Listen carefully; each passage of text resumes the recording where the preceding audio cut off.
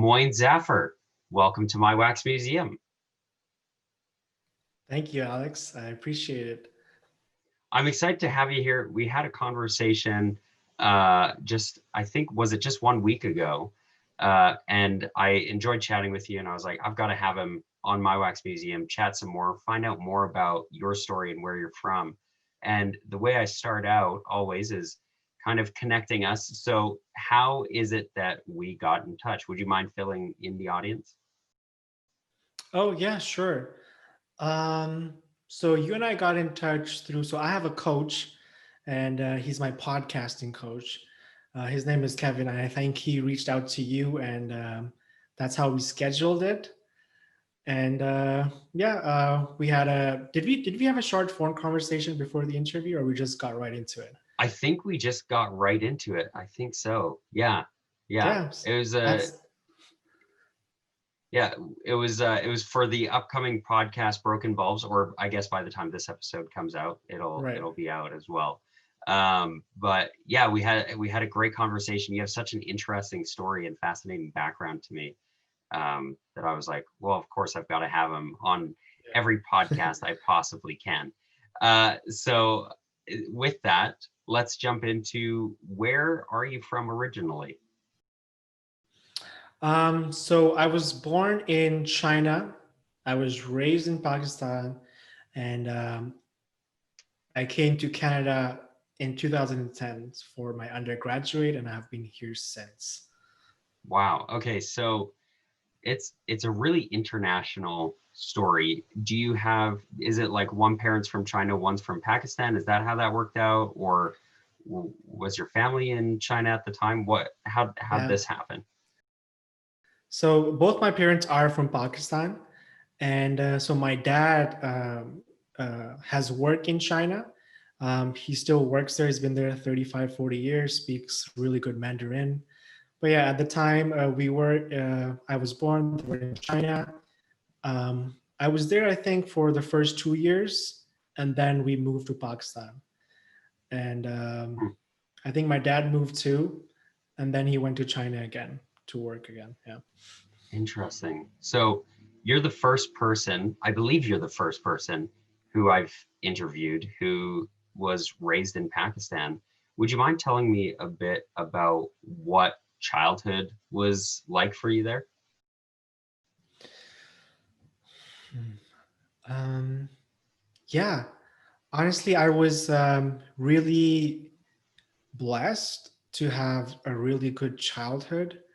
And so my dad, he really grew up in a small village, and he just worked his way up, and we moved to the city. I never actually got to experience living in the village, except for when we would visit my grandmother. But yeah, so the reason why he went to China was to earn and to get out of that village. And yeah, he worked really hard for us to be in the city, have a nice house. I remember we used to live in a place where we were renting first, and then he started doing really well. We literally like bought the place, and like he like broke down the entire house, and we made constructed a new house. Hmm. um, yeah, so I think I have really good memories because my cousins were there. We used to hang out a lot. um, we were well taken care of. I remember playing a lot with so many cousins. I have like up to 40 cousins. Really? Yeah, it's nuts. Um, yeah, we got to one thing that's really cool about Pakistan is I learned how to fly kites. It's Hmm. something that was, it's not, I don't think it exists anymore, but there used to be a kite festival once a year where if you literally looked up to the sky on that day, all you would see is different color kites everywhere. Wow, that Yeah, sounds amazing. yeah. And the Um, reason why they it, stopped it because so when we fly kites, it's competitive. So you would fly the kite into the other person's kite and try to like cut the thread with your thread. And so all those threads wow. started hanging on like the wiring, and that was causing cities a lot of damage. And so they're like, okay, I think we're gonna stop. That's hilarious. That's awesome. Competitive kite flying. Right? So is this like, was this something you did with your family, or was this like a friend's activity? Kind of what was that like? Friends and family, yeah. I Yeah, yeah, I mostly did it with my family, my cousins and my aunts, and yeah. It used to be like a family gathering on the day. So the festival is called Basant, and on that day, people would intentionally make an effort to be together, buy tons of kites, go onto the roof, maybe have a barbecue as well, and fly kites all day. that's fantastic. Wow. You mentioned having all of this extended family, uh, and was it often that you guys saw each other? Did you live close, and did you spend a lot of time together? Yes. So my mom had six other siblings. I may be off by one. Forgive me, mother, if you're listening to this. Um, but yeah, one of her siblings lived in the city, the same as us. So we used to see them a lot, and that's one of my closest friends from childhood too. My cousin from that side, and then other cousins were about a 4 to 6 hour drive in two other different cities. But we used to visit them, I think, twice a year, or whenever school was off in the summer, we would just go spend all the time there and hang Hmm, out with the family. Yeah. hmm. That's awesome. It sounds like a really um, nice environment to grow up in, is having all of that family close. So I'm curious, what was the decision that moved you to Canada, Hmm. and what was that experience like leaving all of that family behind? Good question. So the reason why we moved is that so we have something called advanced levels, it's A-level studies. It's like another year of after high school. And so Okay. you're basically getting advanced credits for university courses. So after we finished, I was done with that. And because my dad had experience of, flying abroad and making or being successful, he wanted us to have the same experience as well. And plus, he wanted us Hmm. to sort of branch out of Pakistan because the political conditions there were not full stable, and it was just nice to have that other option of being in another country. And so yeah, I think there was two reasons. One for a better undergraduate program, for exploring life in a new country, and then just settling down there. And yeah, a lot of it came from my dad's own experience of just moving out of his village to the city, then moving to China, and then flying around. And yeah, we were fortunate enough to be sent here. That is awesome. It sounds like, from what you're telling me and based on our previous conversation, that you really respect your dad for the efforts that he made to give you the opportunities that you've had.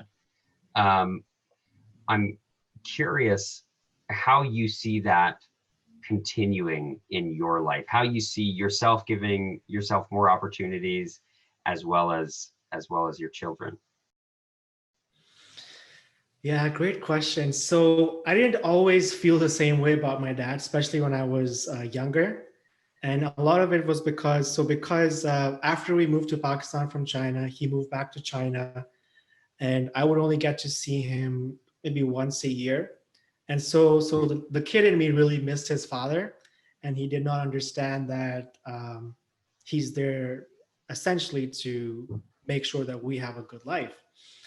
And so at that time, I didn't understand that sacrifice. So I really held it against him for not being there, through all. And you do as a kid, you have these special moments, and you want somebody to be there. Um, but yeah, from that, I knew that if I ever had a kid, I would want to be there with them as much as I could. And so that's what I learned from him. And as I grew older, I understood why he did what he did. And it is the reason why I'm here today.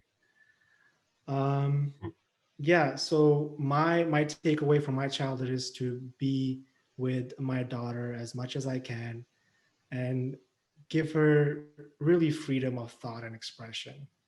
It's yeah, a lot of the things that you learn is some things that you did not have as a kid, and so I want to give that to her, if that makes sense. Yeah. If there's something that you really want to do and you don't have a conversation about it with someone who's actually done it, it's going to be a very difficult path. And that's something that I've learned through my experiences, of writing a best-selling book, of starting and failing at a business, of starting this podcast and learning how to interview and be interviewed on other podcasts. And so I want to tell you that I had help. I had a lot of help to get to where I am today. And I want to offer that back to you. Everything that I've learned through my experiences, hundreds of hours of personal development, and having something in mind and actually going out and doing it, I want to offer that back to you. So if there's something that you really want to do and you think I can help you out with that, reach out to me and book this 30-minute call. It's absolutely free. There's no commitment, and I'm not going to sell you anything here. All I'm doing is seeing if there's any way I can add as much value to your life as I can. So if you're interested in that, click that link and let's start talking about your dreams. Yeah, that totally makes sense. So your dad, you understand and you appreciate why he did what he did to give you the life that you enjoy now, and you kind of took that and said, thanks. Maybe I'll find some different ways to give similar opportunities to my children. But what about your relationship with your mother? You mentioned in our quick questions beforehand that your mom makes the best home cooked meal that you've ever had. Can you fill me in a little bit on what it is that you learned from your mother growing up? Yeah.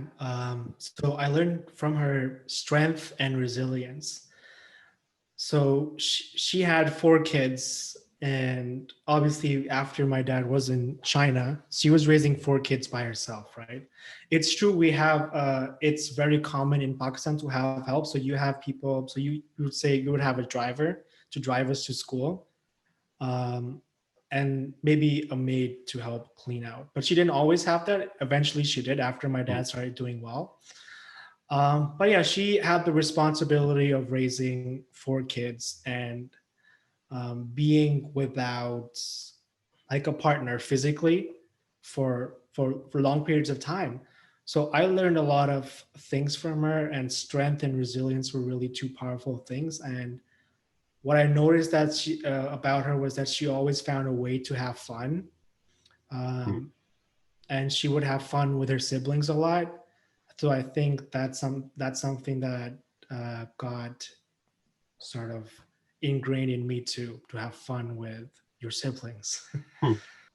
Yeah, I think that's huge. I come from a big family, and I know fun with siblings is probably the number one takeaway from my childhood. And so, with you, now that you're grown up, now that you're an adult, do you still keep in touch with your siblings? Are any of them in Canada? Are they back in Pakistan? And what's that relationship like now? Yeah. So my twin brother, he lives in Canada. We've actually lived together since we were in Canada in 2010, and Hmm. last month I just moved into a new place. So now we're in different locations. My sister, she's still in Pakistan. My youngest brother, he's in Amsterdam doing his undergraduate program. But yeah, we talk a lot. He actually helps out me with my social media for my podcast and stuff. Oh, no way. Yeah, I decided to hire him for experience, and yeah, he was happy to do it. So yeah, we keep in touch. We have a WhatsApp group for the siblings, and we chat there. Yeah. Huh. That is fantastic. I love that modern technology has allowed us to keep in touch with family, even when we're spread across, 3 different continents, right? Yeah. That we can still keep in touch and still have that relationship. And wonderful that you're able to work with your brother on the podcast as well. That is really cool. So kind of, since this is a little bit shorter of an interview, I want to start getting into your future and what your plans are, what your life is looking like, um, going that way. So what's kind of your day to day now? What is it that you work on? And then after that, we'll move into talking about what your plans are. Yeah, for sure. So my day-to-day main thing is my podcast. So I have a goal. So I started my podcast in January, and my goal eventually was to have 50 episodes in the year. I think I'm up to 45. So I want to get that done by the end of November. And so that's usually my day to day. I'm also working on creating an online store. So I'm focused on that. My meditation practices. So I have a bunch, but there's a time where I'm just focused on one. So right now, what I'm focused on is Wim Hof. Have you ever heard of Wim Hof? I've heard of it. I'm unfamiliar though. Okay, so he's popularly known as the Iceman. So the guy who Right. That's yeah. climbed Mount Everest with just his shorts and shoes. Yeah. Right. So yeah, so he has a breathing technique that I do. That's one of my day-to-day practices, and cold showers. Yeah. So for me, for this year, November is I after November, December, I want the month to review what I've done in the last year and what I want to do now in the next year and how much better and how much more I want to push myself. So December is for review. November is to hit all the Hmm. targets. Yeah. So this episode will come out in March, I believe, of 2021. Okay. I'm recorded ahead of time. I'm very proud of myself. I'm getting ahead That's good. on but so kind of looking forward to December. We're in November now, but looking forward to December, what is it that you see particularly contemplating and maybe planning for the new year? What are your kind of preliminary thoughts on what the next year is going to be like? Hmm. Um, so I I would keep my podcast going. That's something I really want to do. Other things that I want to focus on or preliminary thoughts is that hmm, it's something that I'm still wondering about. I know there's something different that I also want to create along with the podcast. Hmm. I just haven't landed on what it is exactly. And so that's why for December I've allocated that time for myself to figure it out, create the project, and get to work in the new year. Hmm. Hmm. Yeah. I like that. I think that's smart to have like some time to think about it and just time set aside.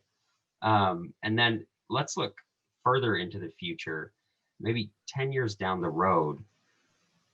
What is Moyne going to be doing? What's your day to day going to look like down there?